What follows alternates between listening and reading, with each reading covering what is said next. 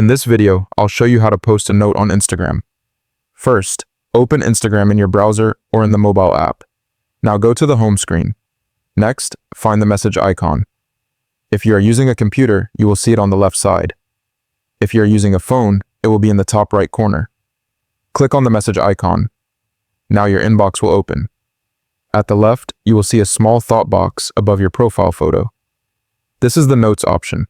Click on that box. A small screen will open. Here, type your short note or message.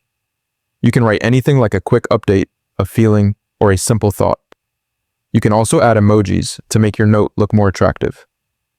After typing your note, click on Share at the top. Your note will now be visible to your followers in their inbox.